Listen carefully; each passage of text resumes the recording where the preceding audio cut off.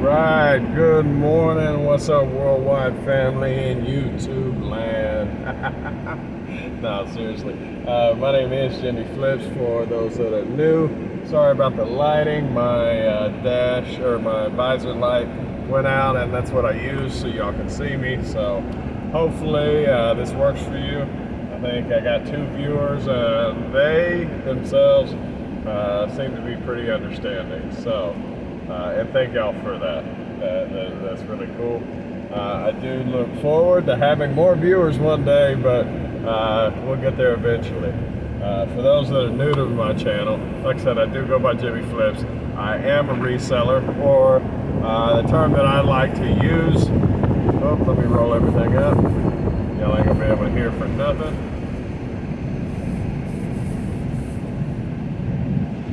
Sorry about that. The term I like to use is domestic arbitrage merchant. This is my vlog, my channel on my life as a reseller. The struggles that I go through, the victories that I get, how my business is doing, which directions I'm leading with it, that kind of thing. So thank you for joining me. For those that are returning may know, I believe it is day 14 of switching my store from GoDaddy to Shopify. So that's huge. I had lost count, but Shopify gives you a 14-day trial, and they billed me today. So maybe that is day 15, not so sure. Nevertheless, day 14, day 15 of that flip, which means I am approximately, and I am on schedule, approximately halfway through flipping my store of approximately 500 items over from one store to the next. That being said, I do have incoming and outgoing. I was able to send off some packages again this morning, and I am now currently sitting at 494 items on the books. So that's a beautiful thing. It had reached up to 504 a few days ago, but I made some sales. Matter of fact, the last, I'm not gonna say 24 hours because I went to sleep since then, but let's just say yesterday's money was good. Matter of fact, the profit that I received off of yesterday was a fantastic day. I could have made all my bills, like literally all my bills. I have a regular 9-to-5 job still, and to be able to make my daily bills, and that's including mortgage and everything else, by being able to do that on the side is unbelievable. It's absolutely fantastic. That doesn't happen every day. Especially during the slow season. Now, as it gets busier, if everything holds true, I will see more and more days like that in the weeks and months to come heading up towards Christmas. So that's awesome, awesome, awesome. Did I say awesome? Because it's fantastic. I may have missed that one. Superb, terrific, yeah, all of that stuff. So, big. Let me see. 594 items. Which is, I'm almost out of listings for the month. So I gotta be real careful. Matter of fact, I've got some SKUs. I picked up some stuff that I got a lot of, but I can't even list it all. I can list a little bit of it, that way I can save my listings for other things. Because if I listed all of it, I'd be out, I'd be done. In all honesty, yesterday I wasn't able to list it all because yesterday was a heavy transition day from one website to the next. The only new news that I have, please figure out what's going on with that.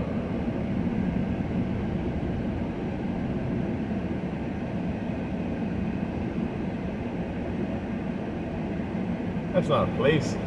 That's construction again. Oh yeah, I beat the pallet cars this morning. It's like 5:30 in the morning, so they're not up this hour. But apparently they're starting their day. Nice not to have to wait for them. Like I said, the new news that I have is I did get a return, and I really, really believe I got scammed on this one. But so be it. It was a learning lesson for me. Because of the way it went down, I had to look at my preset preferences on returns, and it will make me better in the future. Apparently, when I had first started, I had said to auto return any piece of merchandise that was defective that was under $200. Just go ahead and give them their money. If it's defective, I don't want it. And I vaguely remember doing that. However, I sent off a watch, and I know for a fact that this watch worked. And I know for a fact that it had a little plastic piece that was in the bezel to stop the battery from working during transport. I know for a fact. Anyways, and I did not say that to the customer when they said, the watch isn't working, the dial's not working. It's an old traditional watch, not a smart watch, but at any rate, I sold it, he bought it. I know it worked, and when it got there, he said it's defective. And I said, well, hey, man, I apologize, you had these issues. I have another one, do you want another one? And he said, no, I'm going to go shop somewhere else, which is his choice, I get it. But what I really heard, because I know the watch worked, is that he didn't like the watch once he got it, which is fine, I get that. I offer free returns, call a spade a spade. Hey, I didn't like the watch, I'd like to send it back, that's fine. He didn't do that, he said it was defective, he said it didn't work. And I told him, submit a return, initiate a return, and I will be more than happy to bring the watch back to me. That way I can verify that it works, which I already know that it does, and then sell it to somebody else, and because of the margin on it, still make just a little bit of money, close to breaking even, but still better than a loss on his shipping, the shipping back. You get the picture, I hope. But anyways, when he initiated the return for the reason of being defective, the system just told him to keep the watch. I was not. It's not life changing. It's not life ending. It's frustrating. So he doesn't have to return the watch. I had to give him every bit of his money. I'm out the money for the watch. I'm out the money for the postage. At the end of the day, so what? But I was able, I thought that was a new eBay policy, and I was going to have to go in. Really, I thought anything under, a certain amount was just going to auto return, and that is, in my mind, a huge avenue for fraud that I wanted to prevent. I sent a message to eBay. I said, I have a easy return policy, and that's what they call it, that I take returns back just about for any reason. But I have an easy return policy, but it's not an easy keep my stuff for free policy. I told him, I said, if so, I'm in the wrong business. I don't need to be a seller. I need to be a buyer, because I was thinking this was like site-wide, or it was a change that they had done, that it was just going to, take care of the customer and stick it to the seller. But at the end of the day, eBay didn't have anything to do with that. It was the preset preferences that I had on eBay. So my fault, my bad. After some time, I was able to locate that and get it changed. So I'm happy about that. Now, each and every time I get a return, I get to take a look at it and decide if I want it back, or whether because of shipping costs, it's worth it to get it back. Because I have told plenty of people, to keep whatever it is, because it's just not worth shipping back. If I have $3 or $4 in an item and I mail it out for $3 or $4, I don't want to bring it back for another $3 or $4. I'll just give them their 15 bucks or 20 bucks, So I have given things like that when they say they don't work, or sometimes it has happened. Most of the time I bring them back, but it has happened even for pants that they say didn't fit. Depending on the pants, is whether or not I, in that situation, have asked for them back. Now, in order to combat that, because clothing is one of the higher return rates because of fitment, it's not quality or anything else. I have started including a return label with it, which makes it a little cheaper for the returns. So live and learn. Still making progress on that. The snow cones, not a lot of progress. We're nailing it out as far as what we want the brand to be. We still have quite a bit of time.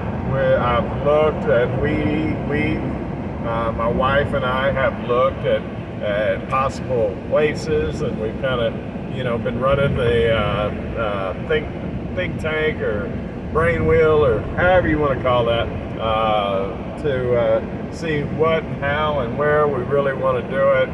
And we definitely do want to do it. And I'm not sure, hopefully 2023 will be enough time to put it together. Seems a little stretched at the moment due to financial constraints, in all honesty. However, I think it's feasible. I really, really do. I generally don't let money get in the way because it generally takes care of itself. So it's nice it's nice if it were that easy, right, guys? I mean, come on. But no, I think it's doable. I think by supporting Jamestown last year, I think Jamestown can support the snow cone stand, which we're toying with the name, but we think it's gonna be Chrissy's Cones. So she is excited about the prospect, or at least Chrissy's, because in my mind, I ultimately would like the menu to be, if you will, a cross between, ultimately, long-term, like big scale picture, the menu to be something in the neighborhood of Brahms meets Starbucks, with maintaining, well, the brick and mortar will maintain a more upscale look to it. The pop-ups, that's going to be kind of difficult to do, but ultimately, long-term, that's where we see it. And the pop-ups are probably going to be snow cones, slushies, iced coffees, hot coffees, maybe some pastries, and that'll be the end of it. Guys, I am at work. My time is up. I do appreciate y'all driving to work with me. I will catch you next time. I'll let you know how the business is. Please feel free to write anything in the comments, please. It helps the algorithm. If you haven't already, like, share, subscribe. That way you can keep receiving my content on a regular basis. I really do appreciate it. Y'all have a wonderful day. Bye.